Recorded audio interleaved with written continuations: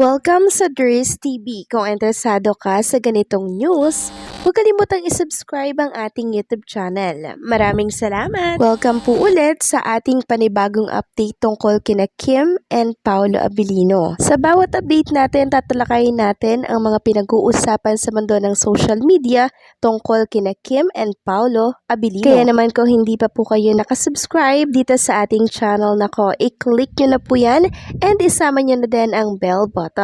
So, ayan, welcome back again sa ating YouTube channel mga ka-Kimpaw, and sa update natin ito, ang pag-uusapan natin ay tungkol sa mga importanteng kaganapan kina Kim and syempre kay Paolo Abilino.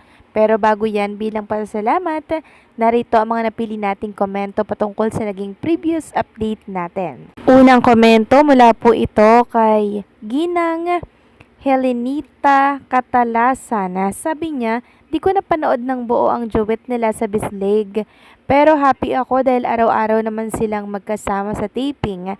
God bless you, Dries, and God bless to Kimpaw forever.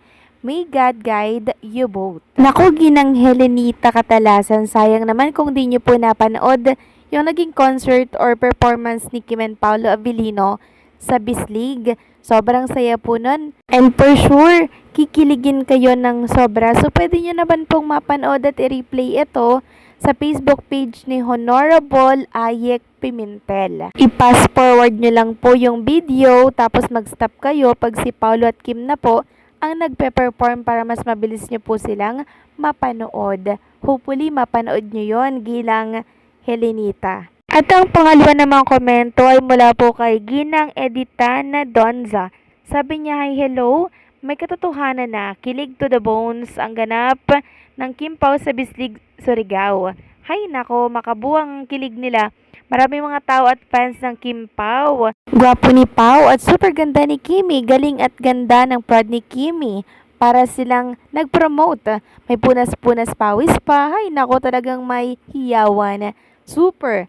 Siguro maraming napao sa kakasigaw. I'm sure natuwa ang lahat.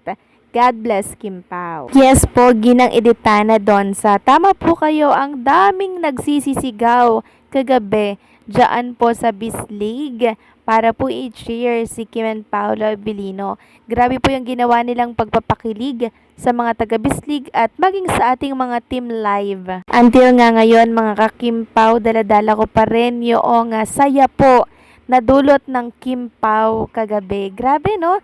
Para tayong mga tigang na lupa na kung saan ay nadiligan. Tapos naging okay po. 'Di ba? Parang naulanan para maging fresh ulit. So parang ganun po yung pakiramdam ko ngayon, mga ka-Kimpaw, dahil sa dulot na kilig na nakita natin kay Kim and Paolo. Maraming salamat po sa dalawang commenter natin. God bless po sa inyong lahat. So ayun na nga no, pag-usapan na po natin yung mga may init nating topic po tungkol kay Kim and Paolo Abilino. So alam nyo ba mga ka-Kimpaw na multiple trending po ang hashtag for Kim and Paolo Abilino na trending ngayon sa X. So ano-anong mga hashtag yan?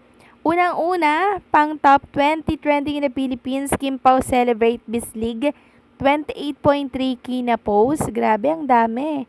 Tapos, My Love Will Make You Disappear on Netflix, 13.2k na post. Ito naman, pang 12, My Love Will Make You Disappear now on Netflix, 13.9k naman to. So, grabe no, multiple trending in the Philippines ang Kimpaw. Iba talaga yung power nila pag sila'y nagkakasama, diba? And speaking of My Love Will Make You Disappear, showing na yan sa Netflix mga ka-Kimpaw. Wag niyong palalagpasin yan, okay?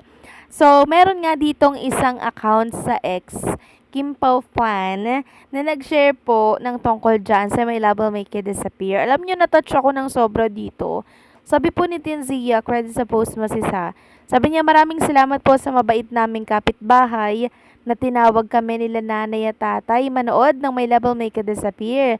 Tanggal na naman ang pagod nila galing sa bukid ng nanay at tatay ko dahil sa inyo, Kimpaw. So may iba akong kasiyahan na naramdaman sa post na to kasi maging si Kim and Paolo Abilino, grabe, nakakapagpasaya sila, nakakatanggal sila ng pagod sa mga nagbubukid po, no?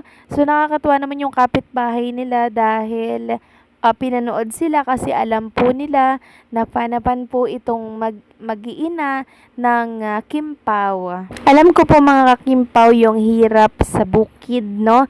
Sobrang pagod niyan. Pero syempre dahil kay Kim and Paolo Abilino, napapawi po yun. Sobrang thankful ako doon dahil kay Kim and Paolo, malaking tulong sa mga kapwa natin na talaga namang naiibsan yung pagod, yung kalungkutan, 'di ba?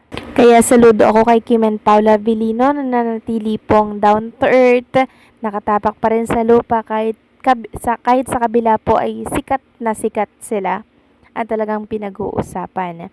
Next topic naman pag-usapan natin itong nakita nating video mula ito sa Bislig habang bababa po ata si Kim and Paolo or si Kim po pababa po ng hotel. So parang pauwi na ata sila nito mga kakimpaw. And makikita nga dito yung video ni Paolo na talagang hinintay niya po si Chinita Princess na makababa bago po siya lumabas. Ayan po mga kakimpaw, nakatingin sa taas si Paolo Abilino, suot yung color black na t-shirt habang si Chinita Princess color white naman po na jacket.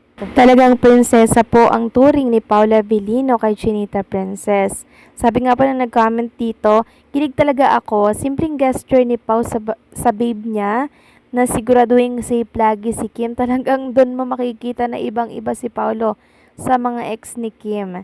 Nasubaybayan ko na naman yung galawan ng ex ni Kim pero wala sila sa kalingkingan ni Pao kung paano niya tratuhin si Kim with respect and sincerity. Yes po, agree ako sa komento ni Ginang Josephine na talagang nakita kay Paolo Abilino yung deserve ni Chinita Princess na trato. 'Di ba talagang tinatato siya na prinsesa, pinagsisilbihan siya, parang walang katumbas hindi ko siya ma-explain yung pagtrato po ni Paolo Abilino kay Chinita Princess. Sobrang deserve ni Kim Cho yun. Love na love talaga siya ni Paolo Abilino mga kakimpaw. And mapapa-thanks God na nga lang ako dahil finally nakilala na rin po at nasumpungan na din ni Chinita Princess yung lalaki pong magpapahalaga sa kanya at magmamahal sa kanya hanggang sa dulo. So, continue praying mga kakimpaw for Kim and Paolo Abilino na sana hanggang dulo wala nang iwanan at sila na hanggang sa altar. So, yan po yung ipag-pray natin lagi kasi pagsama-sama po nating ipag-pray yan, diringgin po tayo ng nasa itaas. Okay? So, paano hanggang dito na lamang po ang update natin. Maraming salamat sa patuloy na pagsuporta.